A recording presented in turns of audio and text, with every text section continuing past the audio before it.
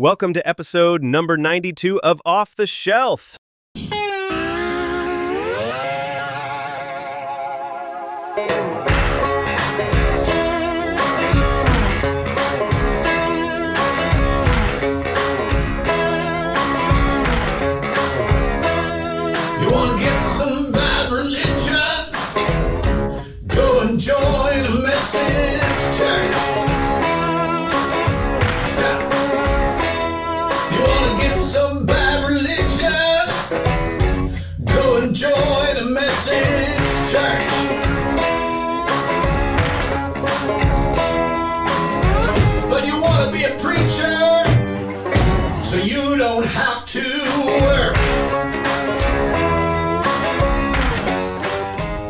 Sorry, Larkin Poe, for my karaoke version of your song. The original version of the song, Preaching Blues, is much better. I went to see Larkin Poe a couple of months ago when they were in town. Their tunes are well worth the listen. They do some amazing covers, as well as great original music. Under the Halo, our new book, has received some great reviews, and message preachers are even talking about it over the pulpit, although they don't use the name of the book, as they probably are afraid some of the congregation will go out and read it. However, based on their comments, I don't think any of them have actually read it themselves. I expect they are much too afraid to. You can find Under the Halo, Examining the Legacy of William Branham at virtually every online bookseller. To find the various retailers, please go to my website at rodbergen.ca. I have also recently finished narrating the audiobook version of Alan Hirsch's book, The Forgotten Ways, Reactivating Apostolic Movements. This book has absolutely nothing to do with the message, but it is an amazing book for those who are interested in how to reactivate the Western Church and return it to the movement Jesus founded. It should be available on Audible, Spotify, and other audiobook retailers in a couple of months. This is part 4, the final episode of my interview with Charles Paisley. Charles was born into the message and grew up in Faith Assembly Church in Clarksville, Indiana, where Junior Jackson was the pastor. Charles is currently a minister at the Gospel Church of Jeffersonville, Indiana, where he is working with other former message believers to help people find community and support as they leave the message. We begin where we left off in part 3. Searching for Vindication posted the newspaper report of the 1933 baptismal service. So you've done some work on that, and you can tell specifically what you found out with respect to the 1933 baptismal service. Right. So, like you said, it's what other people had first researched that kind of set me off down that path. You know, when I saw on the Searching for Vindication website the newspaper article about the 33 baptism, and it was not what William Branham said it was supposed to say by a long shot, I decided, well, I'm gonna look into it. As I mentioned in the past, I was interviewing, kind of casually interviewing all of the eyewitnesses of William Branham and the Tabernacle's old days in our fellowships, because my main reason was I wanted to have some evidence for the future for when all these people were gone, so I could have something to try and stand on to prove the validity of William Branham and the message. And so one of the questions that I would always ask everybody was, do you know anybody who was at the 1933 baptism? That was something I'd ask. And through that, I uncovered that there were 3 people that had come to our church and been known to our church who were at the 33 baptism. And so once I had kind of uncovered that as well, I would ask, do you remember what these people told you about the 33 baptism? And so from that, I was able to put together their testimonies, right? Maybe the mouth of 2 or 3 witnesses. I was able to get what each one had told us about the baptisms. And the 3 people who were at the baptisms that were known to people at Faith Assembly was, one was a woman named Fanny Wilson. The other was William Branham's brother, Doc Branham, Edgar Branham, and some of the Branham family came to Faith Assembly. I don't know if you knew that. They came off and on to Faith Assembly. And the third one was Graham Snelling, who had been assistant pastor at the Tabernacle in the 50s. And so everybody, several people, I'll put it that way, each remembered William Branham or the accounts that they had heard from those people. And Fannie Wilson was the most prominent one. Brother Jackson actually had a written copy of her testimony. And so the sum total of it is none of them saw a light. None of them heard a voice. The size of the crowd was completely exaggerated when he told it. But there was something happened that day, in the sense there was a loud bang or a loud noise that frightened the people. And that was really the only outstanding thing that happened that day that any of them noticed. But no one saw a light. No one heard a voice. And so that really left me troubled. And the most troubling thing of all is that's when I found out consistently with every person that Graham Snelling had been ran out of the tabernacle almost immediately after he had confronted Brother Branham over him exaggerating that story, right? So I found that to be, very unusual, very something to question. So you present some pretty compelling evidence, and we've got a lot of it on our website as well on Believe the Sign, that William Branham lied about his early life, the death of his wife and daughter, and a lot of other things. I mentioned earlier that I read this book on cognitive dissonance called Mistakes Were Made but Not by Me. It has a very, very interesting chapter on false memories and how there are people with like astounding false memories, like people who've been abducted by aliens. And you can't convince them that this didn't happen. And they can go under lie detectors and they will pass the lie detector test.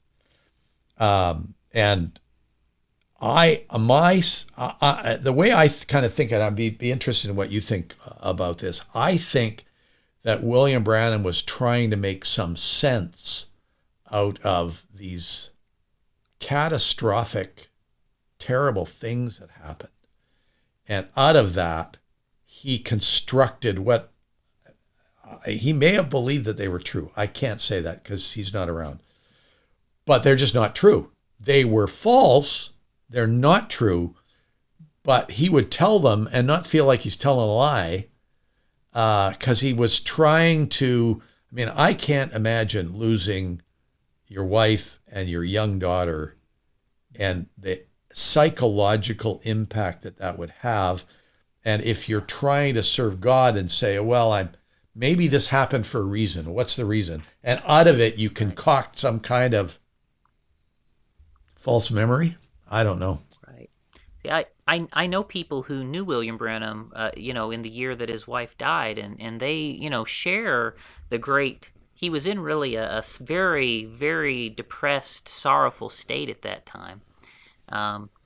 One person who went to our church, they had invited him out to come over to their mother-in-law's house for Thanksgiving dinner to try and cheer him up even, during that time. But he was still preaching and holding revivals and stuff through that period. And so maybe we have, some extra insight into there that could be interesting to talk about. But, it's hard to know the why, right? And I kind of go back and forth on why. But at the end of the day, you're spot on accurate. Regardless of what the why is, the story he told us is not true. It's false, yeah. He was a Pentecostal preacher from day one. His wife was a Pentecostal. Her funeral was at the Pentecostal church. God didn't kill them for not being Pentecostals, right? And so it just does not make sense, the story that he tells, right? She did not die during the flood. No. And the whole, there's some truth there, but most of the key facts that matter to us from a interpretive perspective of the message Or false. are totally bogus. Yeah. Totally bogus. So- Yeah, and it's demonstrably so. Yeah. I interviewed Deborah Dalton Thibodeau recently on Off the Shelf regarding her experience as a child being abused by the Tape Boys. Yeah, that's horrific. We had people at Faith Assembly who were in Leo's Park and were abused by him as well. Those stories are true. Yeah, and it's absolutely horrific. And William Branham stated repeatedly that homosexuality was a perversion. Yet our research and your research, which you've done some detailed stuff, has conclusively shown that William Branham constantly associated with homosexuals. Is there any explanation for that? You know, I have never heard an explanation that makes sense to me. And, you know, for me, these rumors have been kind of whispered behind the scenes for decades and decades. There's an old message preacher from our part of the message. Brother Branham talks about him on tape quite a bit. He's still living, so I won't say his name at this time. But in the 1980s, he started to share these homosexual rumors with quite a few people, and that's how the awareness of that, I guess, some of it came to me and to others. And, you know, he ended up more or less leaving the message as far as I know. I don't really think he believes the message anymore. But, you know, there are just these questions. And basically, you know, it was that when William Branham would go on his hunting trips, there were times that the majority of the people on his hunting trip were homosexuals. He was going out on a majority homosexual weekend hunting trip, week-long hunting trip. And so it was really unusual, right? And the same thing, you know, no one I really asked to about this really had any explanation as to why he was doing this, or even what the logical explanation to it would be. So another thing you've got on your website is some significant intersections between William Branham and Jim Jones. Jim Jones, as everyone knows, led 909 people to their deaths in Jonestown. How are these things hidden?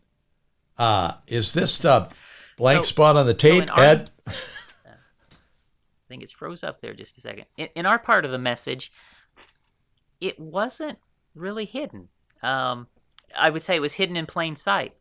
So Brother Jackson,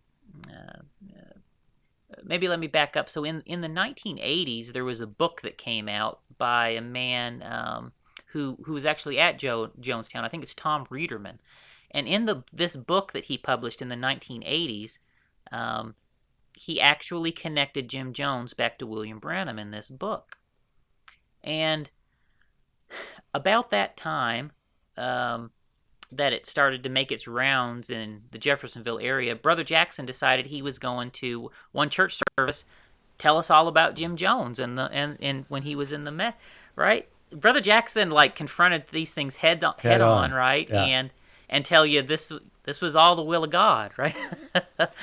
And he was good at it. My goodness, he was good at it, Rod. He was very good at it.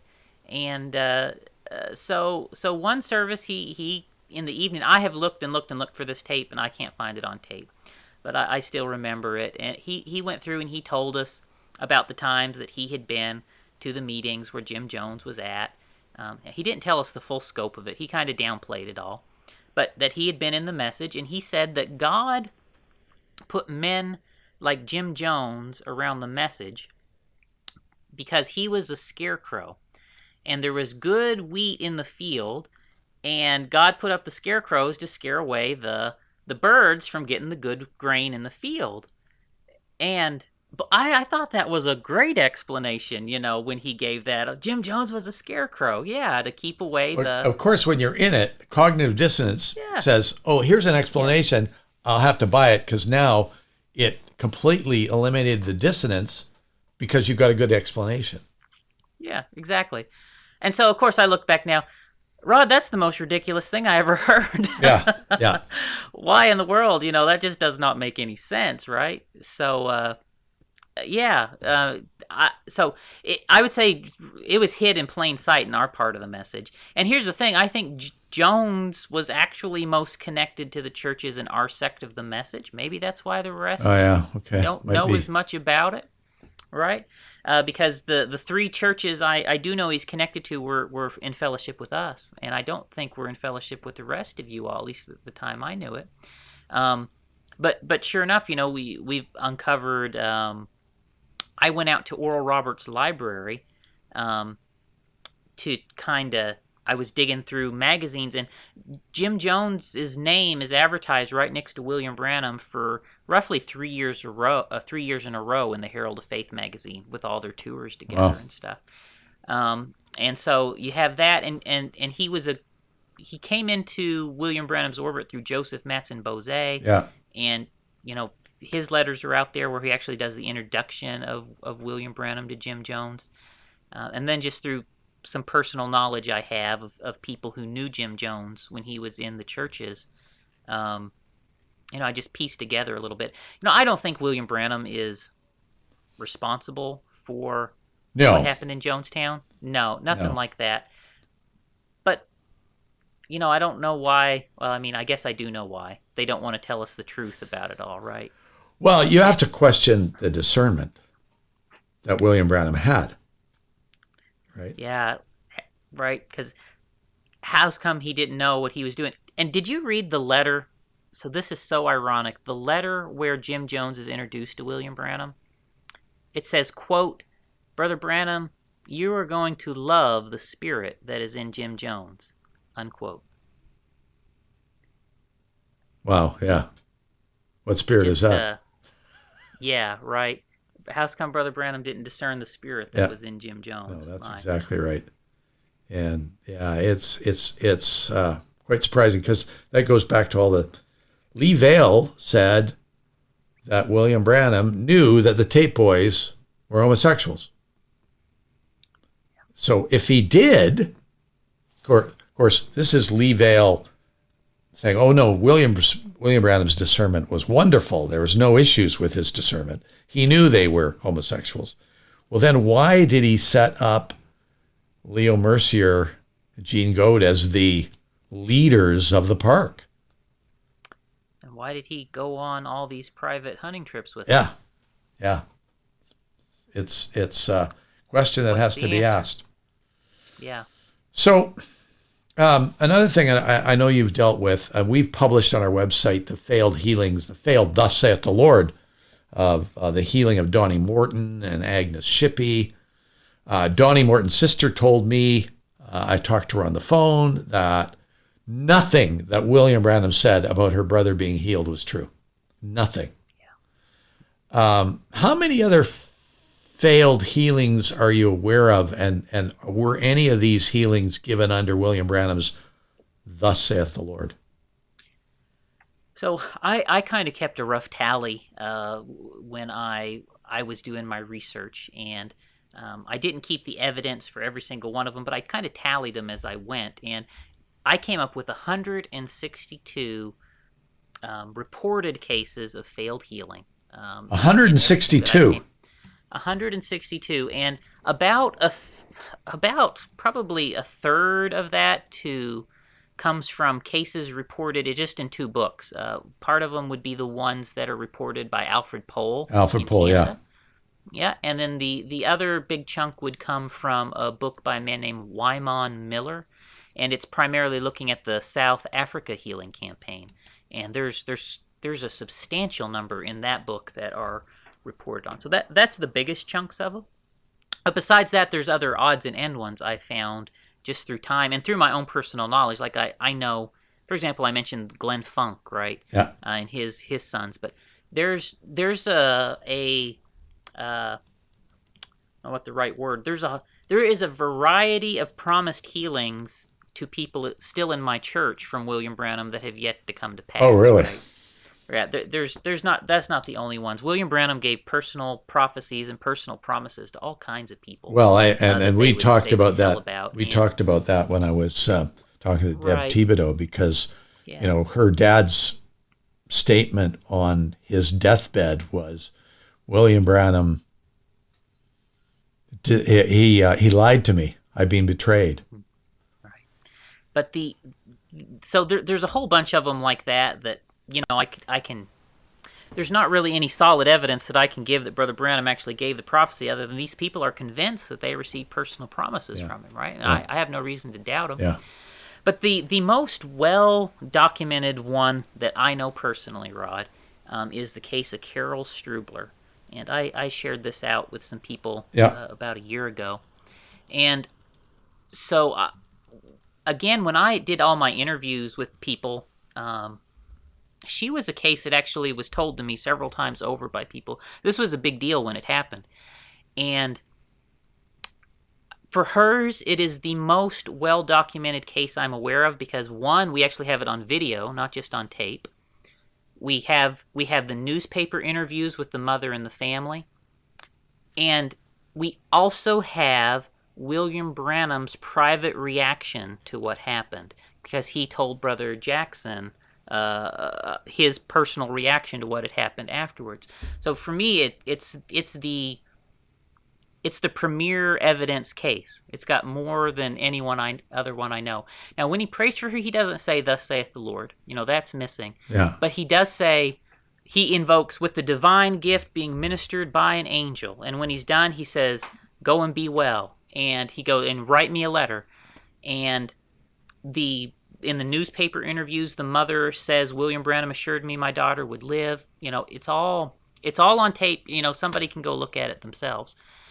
And the thing of it is William Branham admitted to Raymond Jackson that his gift didn't work when she was prayed for. Like, he admitted that to him.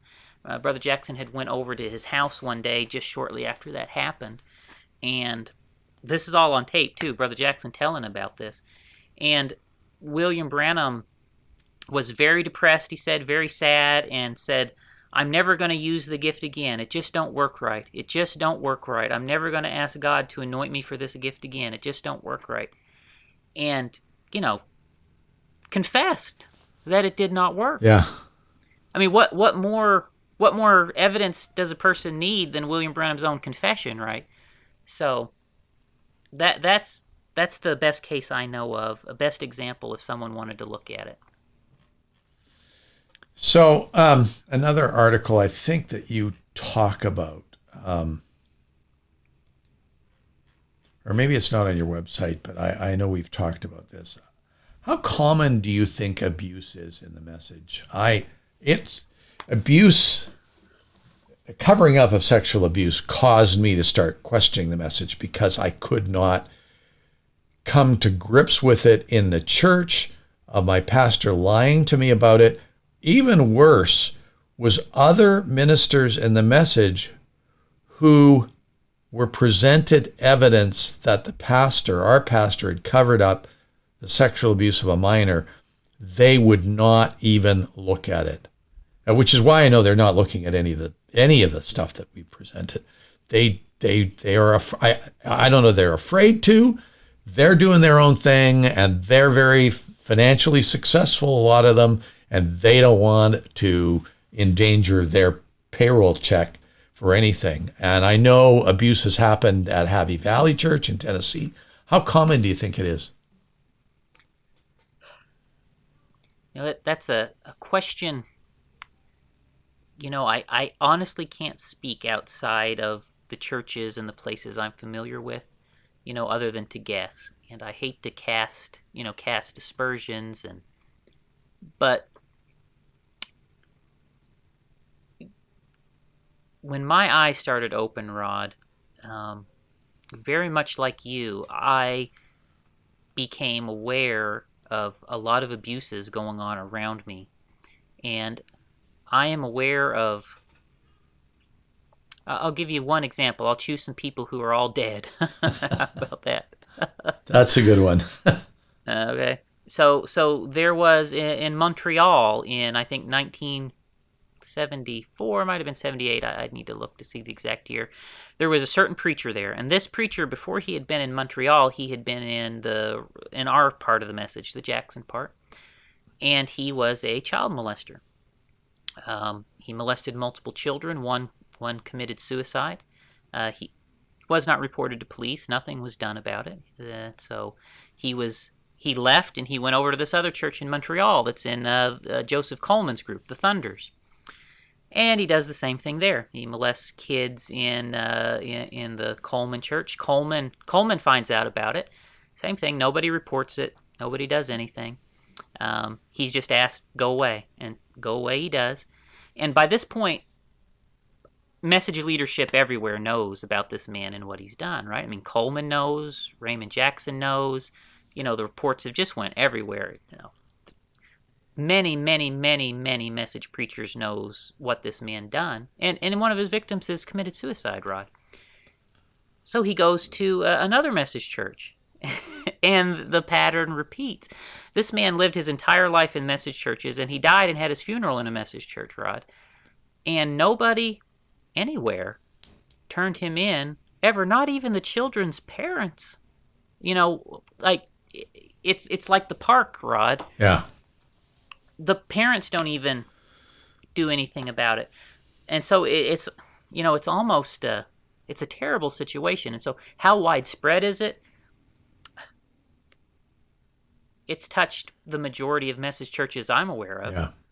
And I don't think, and certainly I know message preachers constantly castigate the Catholic Church and denominations, but I don't know there's any reason why it is any less common in the message than it is in any other church, and it certainly is.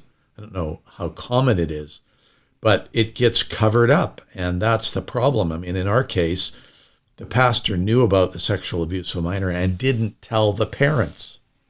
Right. I mean, that's just sick beyond degree. Right. It's almost impossible to deal with abuse in the message, especially when it is in leadership. Yeah.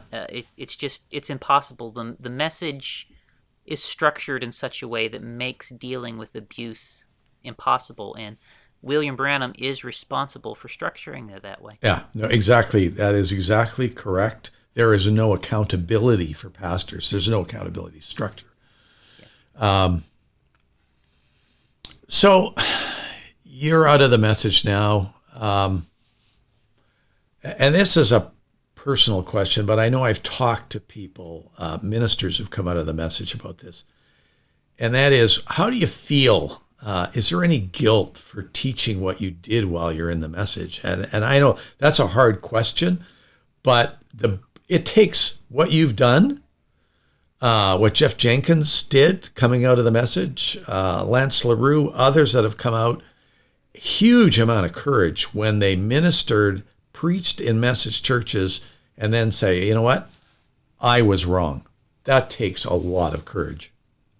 Yeah. I think for me, the fact that, I was preaching, less than 10 years at the point in time that I left. So in one sense, I was in deep, but I wasn't in as deep as others have been. And people that have been in a lot longer than me have come out of the message as well. So, it can be done. But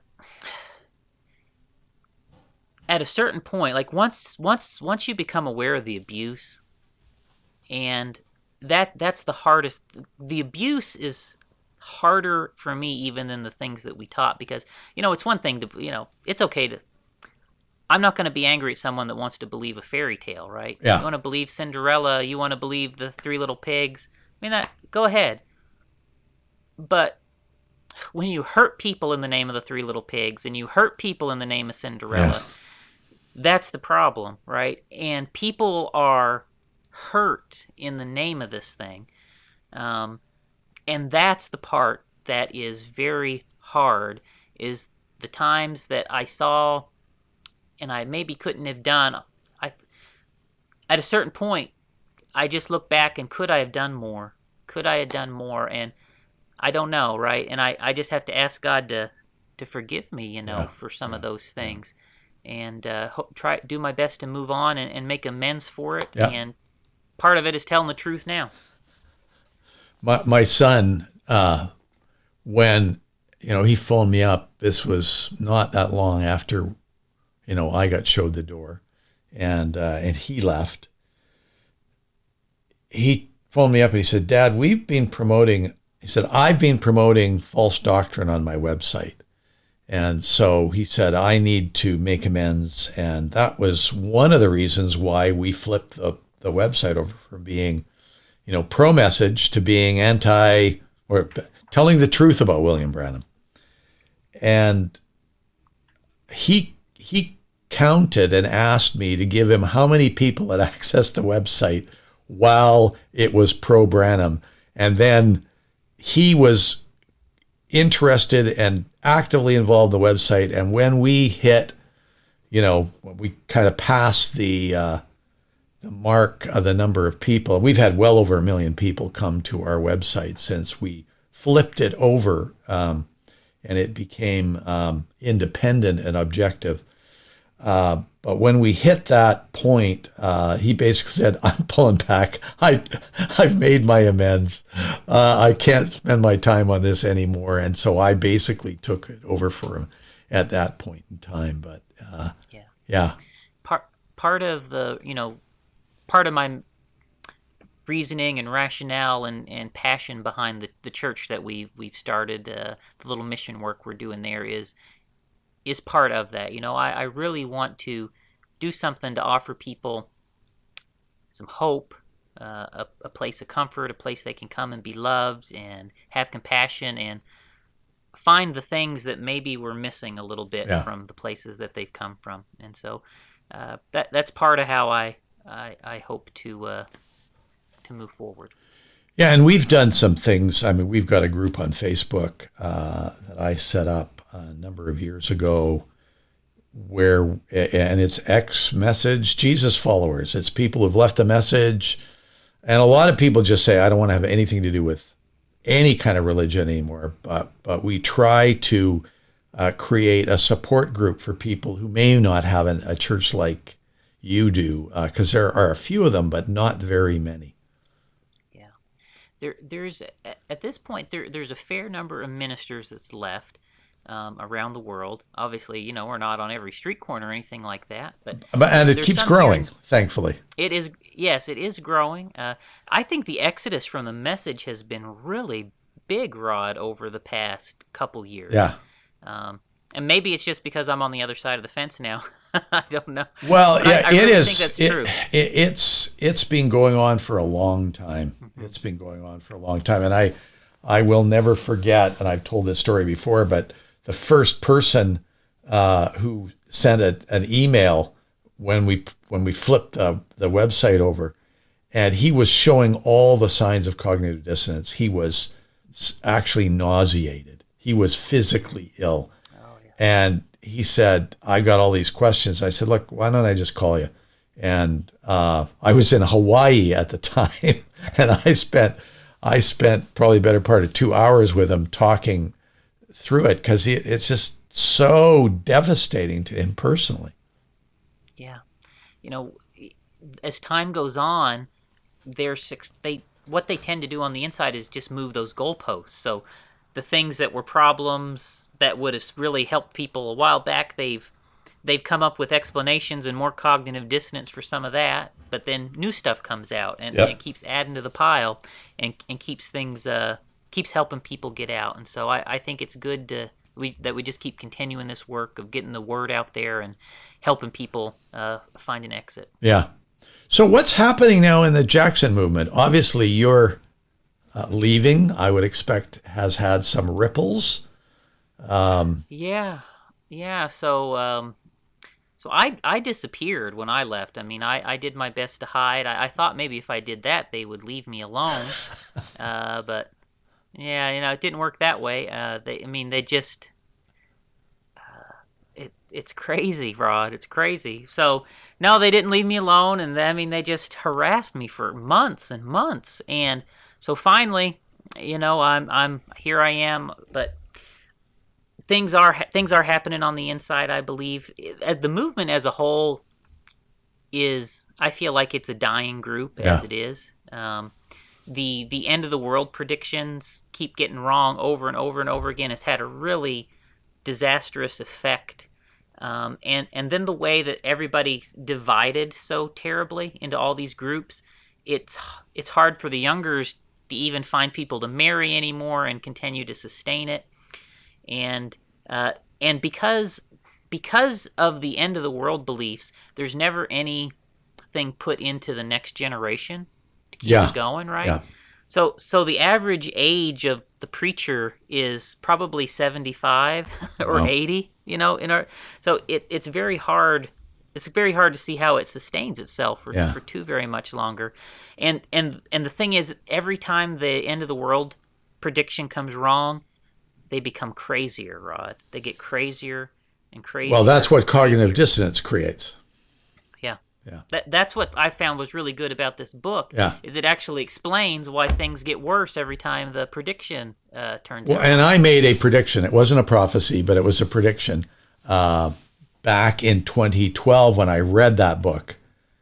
And I told my son, and I published it on our website, is things are going to get more cultish. The message is going to become crazier and crazier. And it is. There's stuff now that I hear message preachers say over the pulpit they never would have said 10 years ago. Yeah, even where I come from, we were never... The Jackson group was never real... I mean, we talked about Brother Branham, but we never put very much emphasis in a regular basis on him. But since this stuff has come out and I've left, it's went I think wall to wall. William Branham is the sermons. It's just an incredible shift as they kind of double down on those things.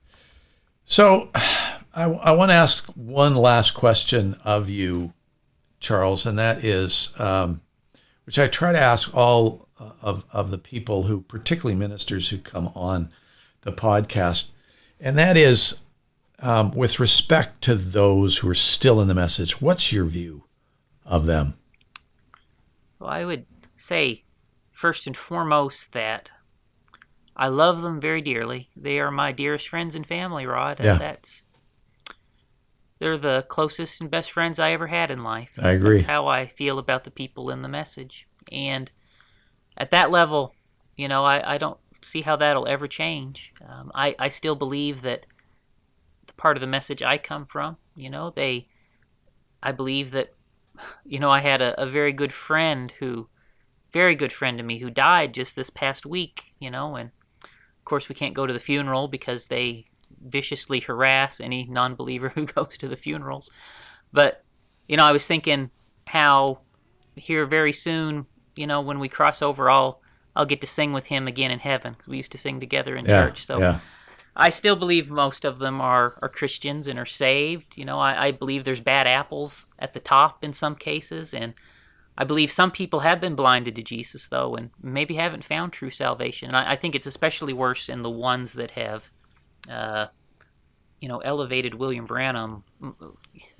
Well, it's becoming status. more and more,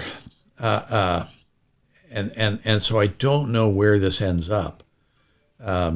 This could, I think it is shrinking and will continue to shrink. But there's examples, I think, from the second or third century A.D. It's a guy by the name of Montanus, who sounded a lot like William Branham.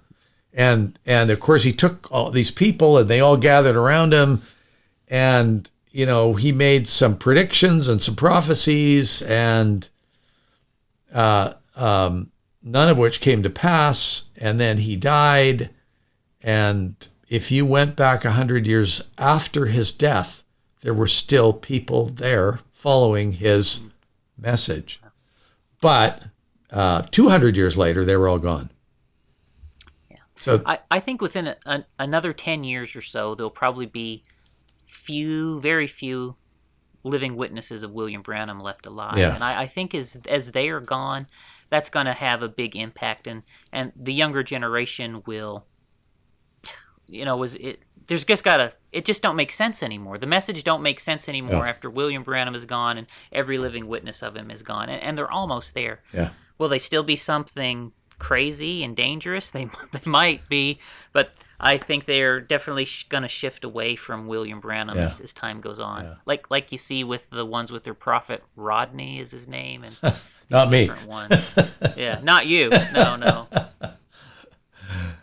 Charles, thank you very much. I really appreciate your taking the time to talk to our audience. Appreciate what you're doing with setting up your church, and the website you've got will link up to it so that people will be able to find the information and the research that you've done, which is very important. And so really appreciate all that you have done and are doing, and appreciate the friendship that we've I wish you were a lot closer. I'd be coming to see you on a regular basis. But thank you again. Yeah. Well, I appreciate your friendship too, Rod, and it's great. Let me thank you for your website. Let me thank you also especially for the Off the Shelf podcast. It got me through some dark days listening to the other people on this podcast, and one of the biggest reasons I wanted to do this for you was thinking about people who might come after me that need something to see them through those hard, dark days when they need to feel some comfort and be reminded that they've made the right choice. Yeah. So I hope that helps. Yeah. No, and I'm sure it will. I had a email that I got from a man. I don't know. I can't remember his name. I've never met him. I don't know who he is, but he sent in a message, an email, and basically said, "Thank you for the podcast. I've listened to 4 or 5 of them, and I can honestly say it's some of the most important time that I've ever spent in my life." And that's worthwhile. You have someone who reacts to the podcast that way, and it's worthwhile doing it because we just want to help people. We want to help people get closer to the Lord, and we want to help people get through the tough times that they go through when they leave. Because, if somebody said, "Well, I lost all my friends." Yep, I've been there. And it's not fun. It is not fun. So again, thank you very much. We'll continue to be in touch. All right, Rod. God bless you. Bye. Thanks. God bless you. That brings us to the end of our interview with Charles Paisley. I will probably do a couple more episodes of Off the Shelf at some time in the not too distant future. Also, there will be some new videos showing up on our YouTube channel. See the link below. If you have any questions, please go to the offtheshelf.life website. There is space for comments and questions at the bottom of each episode. Or you can send me an email at rod@offtheshelf.life. Please let us know if there are any issues or questions that you think we should address or someone we should consider interviewing. Thank you very much for listening, and remember that God loves you and is not afraid of your questions. Have a great week.